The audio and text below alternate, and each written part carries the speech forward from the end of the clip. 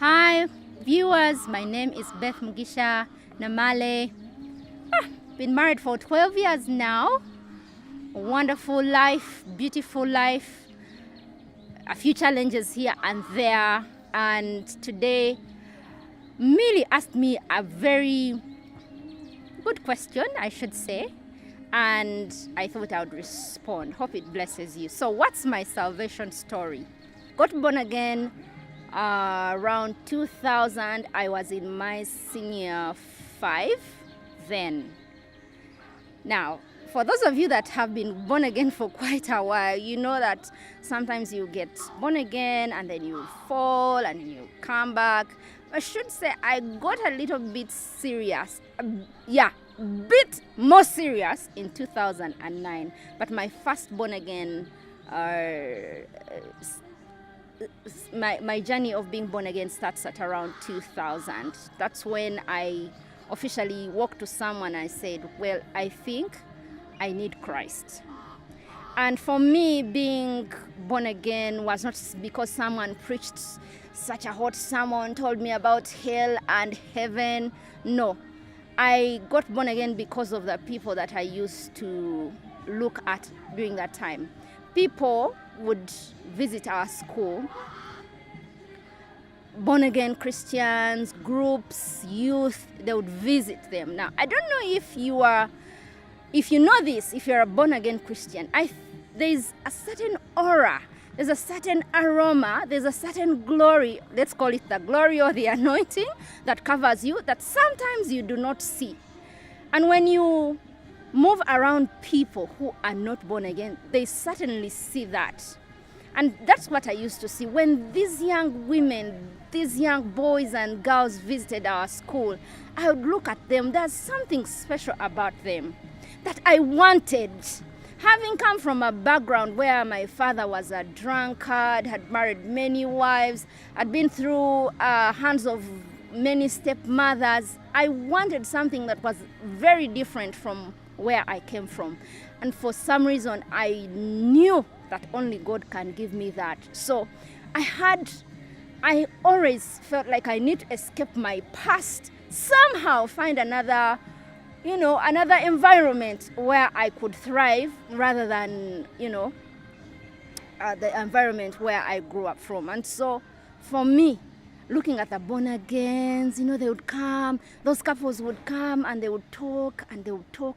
Mostly I didn't hear what they would talk about. I would just look at them and I'm like, I want to be like that person. So one day this lady comes to my school and she talked, and her story seemed like mine exactly. And that is the day, it was a Sunday, that is the day that I gave my life to Christ. I walked to her. I was the only student in my school that gave my life to Christ that day. I knew that God had come for me. And there's something that changed about that day. Somehow the sun was shining. I can't explain, but when you watch love stories, like how the movie ends, happy ever, is it happy ever after? Yes, happy ever after. That's how I felt. The sun was shining. I mean, that day was the best day of my life. Have I had struggles in my journey of salvation? Yes. Have I ever given up? No. I can never trade that for anything else. Because, if you want to ask me, is my father now born again? Well, he passed away due to HIV, including all his wives. And that's not good news, right? Yeah. But on my side, I have started a new generation altogether, together with my children. We serve the Lord. With my husband, we serve the Lord. And has the atmosphere changed? Yes. Where I was is not where I am today. Where I came from is not where I am today. And where I am heading is definitely better. The better days are ahead of me. And I am so grateful that God could get me out of such a background to a background where I just wake up and it is worship music and we're praying together. You guys, that's just amazing. So that's my salvation story. What's yours? What encouragement do you give to Christians who are giving up? They've prayed for things are not seemingly going through. What kind of encouragement would you give such a person? Well, if you are a Christian, there's something I want to, and I want us to go back to the word. Most of the questions you have point you back to the word. Point you back to the word. Now, if you are struggling, Jesus talked about this. He said, you shall have troubles in this world. That means the troubles are going to come.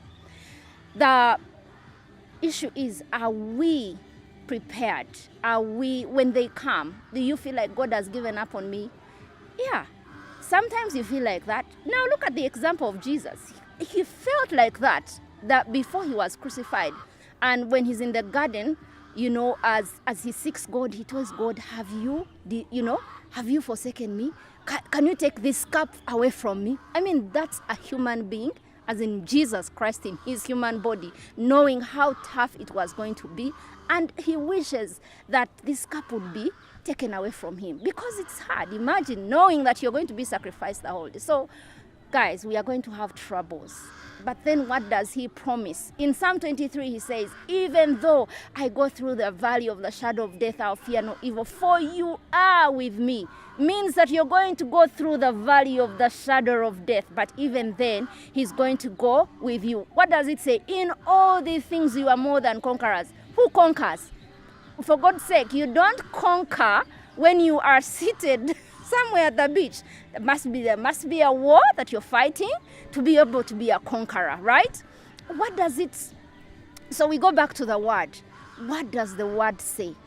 You are better prepared as a soldier in this salvation thing if you are constantly in the word, if you're constantly studying the word. Otherwise, if you're out of the word, trust you me, when Peter, is it Peter who says that you pray for, it urges us to pray for all Christians because they are going through the same things, something like that. Yeah, let's go back to the word. Let's go back to the word. Persecution is going to come. Look at all the disciples. They went through it, but they died with so much joy. Like, look at Stephen. My God, that guy is being stoned and he's looking at Jesus. Do you think the pain went away? No, but he knew whom he was focused on. So when your focus is there, even when the troubles come, and they will come, I'm sorry to say this, and they will come, trust you me, you will go through them well prepared, well, like a soldier. The war is going to be there, but if you've learned your tactics, you've listened to your generals, yes, you're going to go through this war and you're going to conquer. And by the way, we are more than conquerors. So don't give up yet, my dear. Do not give up. And I normally say, wherever you are struggling, whatever it is you're struggling with, it is normally a knowledge issue. Go back and study. Where is my knowledge lacking? Right? Yeah. So do we suffer from disease? Yes, disease comes, but again, go back. He's our healer. Read Isaiah 53. Read Matthew 17:18. Read 1 Peter 2:24. I mean, that's how we go through it. It's not because someone has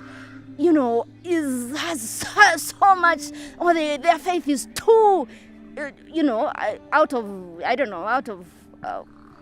this world, or they have more ability than They have settled at the feet. They have read the word, and they are well prepared for what is coming. So when you give up, ask yourself, is it worth? Even where you're going, is it worth? Because people are suffering in the world, and people, is it worth? It's not worth it. So don't give up. I'm telling you, don't give up. Before this, let me not say much, but how will the testimonies come? I mean, look at people who have written books. That's all I can say. Thank you. Thank you, Beth. That was awesome.